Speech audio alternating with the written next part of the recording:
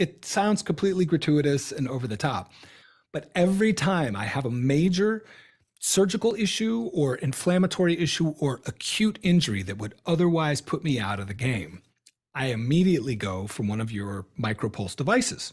So, having said that, why don't you just tell the people a little bit about where your background is, how you came to PEMF, what PEMF is, and then how you came about working around it for your situation with your chronic pain with your other hip and how we got to here we Okay, know. okay, Right. okay. Basically, in 1996, I had just finished my PhD in biomedical engineering at University of Michigan, and I got a call from a guy at NASA who knew one of my friends.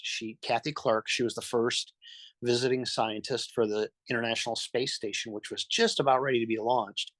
And she told a guy at NASA that I could probably help him. They asked about, can we use magnetic pulses to make cells grow better in space because cells don't like to grow in microgravity. So I said, no, that's all just rubbish. It's terrible. And they said, no, really, we want you to help us. And I said, I don't want to because it's going to be a waste of everyone's time. And then they really prevailed on me to look into it seriously. And I looked into it seriously and I said, this is worse than I thought. This is like the worst scientific literature I've ever looked at.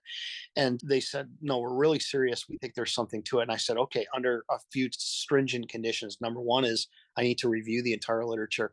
Then number two is you need to give me complete control of the experiment so that we do it right. So I reviewed the literature with 660 papers. I had a bunch of them translated from Russian and Japanese through the university. They had a service for that back then. It was really good. And I told them, I said, only about 3% of the papers are any good. So most of them were just so poorly written, you couldn't even do the experiment. So anyway, I designed the whole thing. I designed all the equipment for it.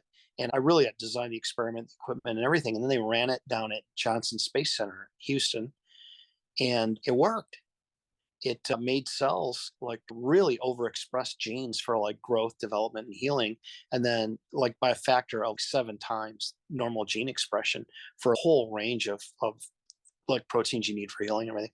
And I said, no, this is BS. I don't believe this. So I said, give me back all the equipment. And I got it all back.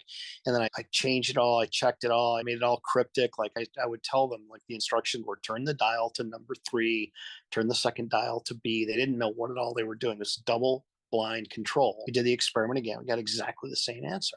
So there was something to it.